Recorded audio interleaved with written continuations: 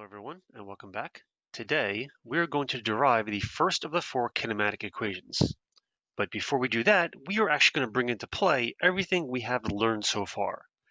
But before we can do that, we need to have a common physical situation that we can actually discuss. So here's a situation right in front of us right now.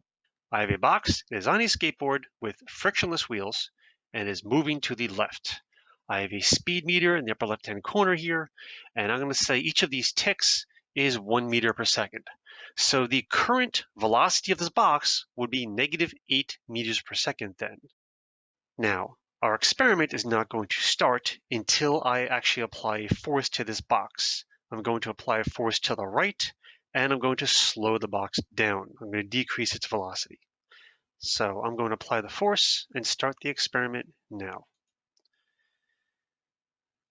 Negative 7 meters a second, negative 6.5, negative 6, negative 5. I'm going to end it right there. So the velocity of the box, the initial velocity was negative 8 meters per second. The final velocity was negative 5 meters per second. Now, since I just want a visual for us, I'm going to say that took about 4 seconds. For the sake of what we're about to do, I'm going to keep it very simple and use those values. So initial velocity is negative 8 meters a second, final velocity is negative 5 meters a second, and the time it took to go from one velocity to the other was 4 seconds. Let's take a closer look. So let's begin by analyzing the situation and listing out all the representations that we know so far. For starters, I can list out the things I know about the situation, like velocity initial was negative 8 meters per second. Velocity final was negative 5 meters per second. And the time period was 4 seconds. So first, what would this look like as a motion diagram? Let's start with that. So it went from right to left, started out going relatively quickly, and then the velocity decreased. So from right to left, my dots are widely spaced, then get closer together. And once I turn this dot diagram into a motion diagram, I now add my vector arrows for velocity, which go from right to left and get smaller. And my change in velocity vector is in the opposite direction of my velocity, showing that the velocity is actually decreasing. Next up, let's create a position versus time graph.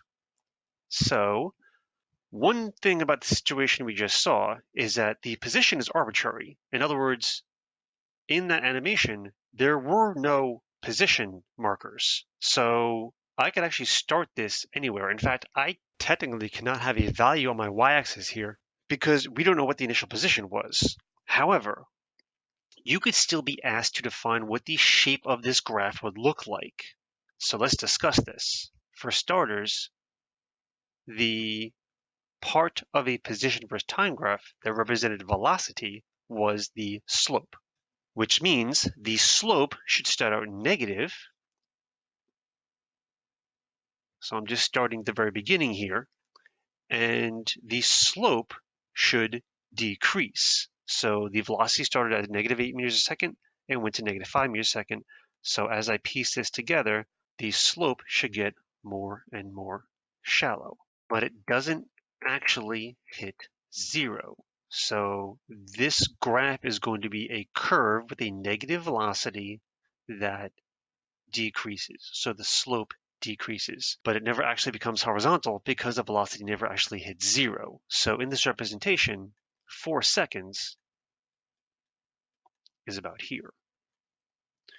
Now, let's talk about what's going to be the important one a little later, the velocity versus time graph. Now, the velocity versus time graph, we do know what the initial velocity was. I'll put 0 here at the x-axis, and I'm going to make the negative 8 down here. So this is negative 8 meters per second. So if this is negative 8, negative 4 is about here, so negative 5 is about here. If this represents my 4 seconds, the crate started with an initial velocity of -8 meters a second, ended up with a final velocity of -5 meters a second, and the change in velocity was constant. So we have initial velocity of -8 meters a second, final velocity of -5 meters a second, and this occurred over 4 seconds. Which means if you look, we have a positive slope here, which means a positive change in velocity, which matches my change in velocity arrow at the top here. An important point, if you're asked to make multiple representations, those representations need to match, and they also need to match the actual physical observation, and so far all of these do. We still have one more representation to deal with, and that is the force diagram. So here's my picture already drawn. Here's my crate on the skateboard. The crate and skateboard combo is going to be my object, and this is the ground. Now, this crate was moving to the left, but again, in a force diagram, you do not present velocities, you only present forces. I'm going to put a little circle around the center of mass of my object. I'm going to start with one that is being very common to start with, force, earth, on, object. And since force earth is pulling down, the ground is pushing up. The other force I'm going to put on here is force ground perpendicular on object, which can also be called at this point force normal on object. And while it was slowing down, I had a force to the right, force person on object. Now, the box was not speeding up upward or downward, so I know these two forces cancel each other, force earth and force ground perpendicular. So I drew them the same size as best I could. The force from the person, there's nothing working against it. There's nothing working with it either because there's no friction on these skateboard wheels. So we may not know these values, but this would be a proper force diagram to create if you were just asked to use labels and identify what the forces are. And one more thing to notice, the direction of the net force, because the vertical forces cancel, the direction of the net force is to the right, which matches the direction of the change in velocity, which matches the direction of the change in velocity arrow. They are all to the right. They are all positive. So all my representations match. They all say the same thing, which is very important. Now, to actually derive our kinematics equation, we are actually going to use these two things. So I'm going to move the velocity versus time graph up here so we can work. I'm also going to bring in the first equation we created in this class, which is the equation for velocity average. And the one we created in an earlier video was displacement over time. And displacement, remember, is a vector and has a direction, so it could be positive or negative. In this case, the car actually was going to the left, but again, we don't know how far this cart went right now because there were no position markers. That means, however, we can get displacement. We know we have time. If we knew the average velocity, we can get the displacement. We can't get the displacement right off the video, but we can get it off this graph. If the initial velocity is -8 meters a second and the final velocity is -5 meters a second, what would the average velocity be here?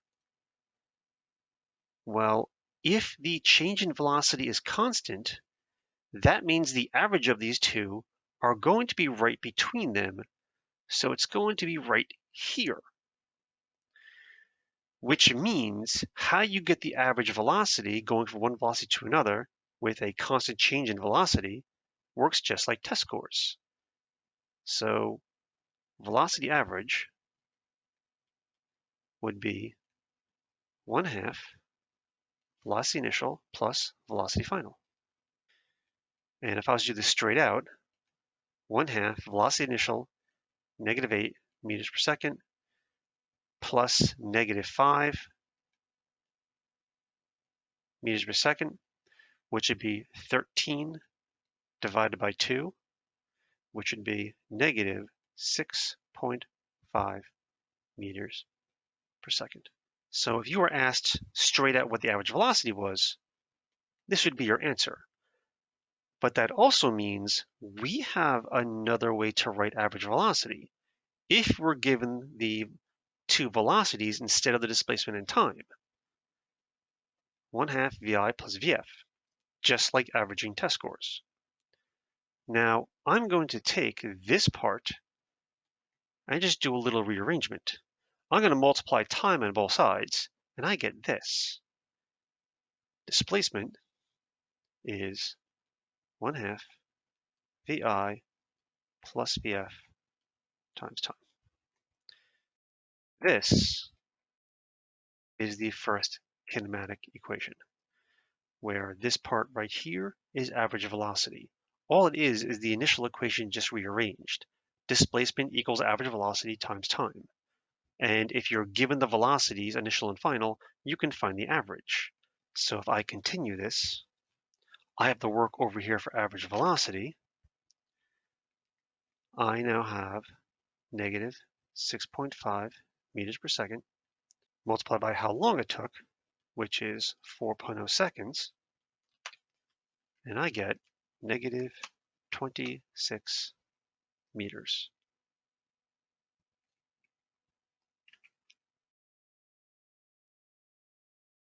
So considering the information you were given, you could actually present a lot of information here.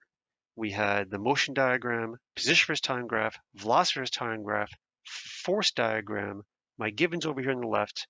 We could find the average velocity of the object, and we could find the displacement of the object.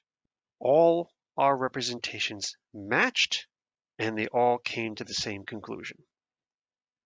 And now we have our first kinematic equation.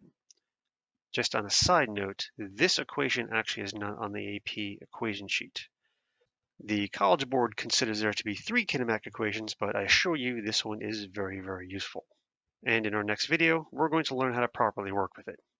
While we're here, there's something else I would like to discuss, and it refers back to an earlier video. Back when we did the graphing video, I mentioned that there are 2 parts of a graph that you need to understand. One is the slope, and the easiest way to take a look at the slope is to look at the units. Since slope is a rise over run, this would be meters per second over seconds, which means the rate of change of velocity, which I have an entire another video coming up soon. However, the other property of the graph I mentioned that you should take a quick look at is what does the area under the curve mean? And for that, I am marking right now. So it's the area between the line itself and the x-axis here. Let's actually get that area and take a look at what we found. So for starters, I'm going to do this in 2 sections. First part is going to be the negative 5 meters per second times the 4 seconds, which is the width, plus I need to get this little triangle here. So the area of a triangle is 1/2 base times height. 1/2, I'll actually do height times base because I'll put the y-axis first here. The height actually is -3 because I'm going away from 0, from -5 to -8, and the base is still 4 seconds. This first part will give me -20. The seconds cancel, I get meters. And the second part, I have a negative here, so I would get negative 4 times 3 is 12, divided by 2 is 6, so -6 meters. This would give me -26 meters. So what does the area under a velocity versus time curve find you? It finds you the displacement. So if you're actually given the velocity versus time graph and you're asked to find the displacement directly, you can use kinematics. However, if you're good with geometry, you can get the displacement by directly finding the area under the curve. And notice, since my area is negative, my displacement is also negative, and it matches my first answer. In conclusion, kinematics is a study of motion, and today we derive the first of the 4 kinematic equations. I hope you have a good day. This is Mr. M signing off.